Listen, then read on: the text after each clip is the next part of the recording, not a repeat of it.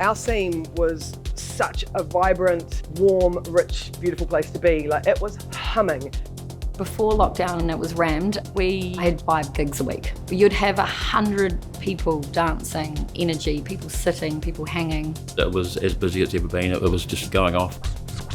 I would sometimes even do 2 or 3 gigs in the same night. It was a community. The community came together to throw these parties.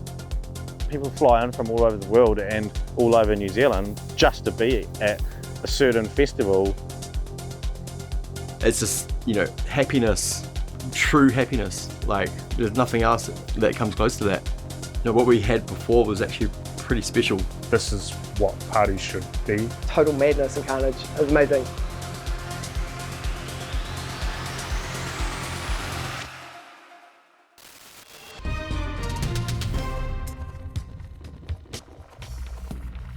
I thought it was bullshit at first, honestly. I realised pretty quickly that it was serious because I was hearing horror stories. For me, it became a big reality when a real good friend of mine was like, this has happened and it's around and I can't see people because we need to keep everyone safe. And I'm like, what do you mean? I need to hug you. We didn't know how to deal with it. We didn't know what it was. And it was devastating. No one had ever gone through anything like that. People were sort of excited, oh, I'm going to stay at home and all that. I wasn't, because I could see I'm not going to be able to work. How is this going to affect my family? If I can't work, I can't pay the bills. If I can't pay the bills and feed my family, like, what the fuck?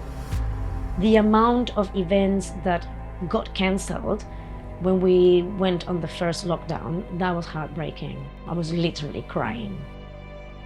2 weeks out from our event, I had 85 to 90% of all the production on site pretty much ready to roll, and yeah, they called it off. So it was really heartbreaking. You see every other festival around you cancel, and you're shifting your event going, we'll just move it again to this next one, and if it doesn't happen then we'll just keep on moving it. A lot of small and medium businesses had to close down, and there's a lot of people who don't have jobs.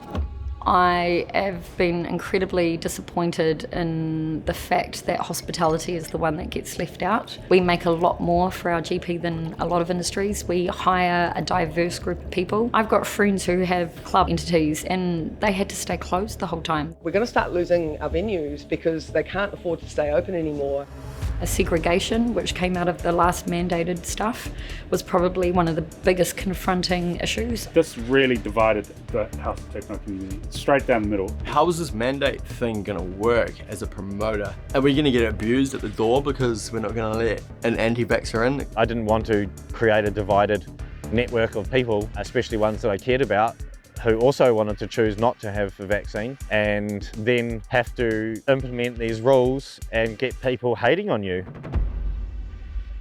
People think of music venues, people think of clubs as frivolous. I can't count the number of times over the years that I've heard nothing good happens after midnight. Well, there's a massive amount of our population that work after midnight, and I'm one of them. Events are extremely, extremely necessary because we are social beings. We need to be with people. We need our hugs. Hugs are so healthy. People come out and want to party and celebrate and be with their friends. And so I think it will crank better than it ever has before. It's actually about togetherness and dancing with your friends and having a great time and being able to share like beautiful experiences. When you're disrupted or challenged or put into a space where things get hard, what should come out of the growth is better than before. We do this for everybody, but who's actually doing it for us? We've just been left out in the cold.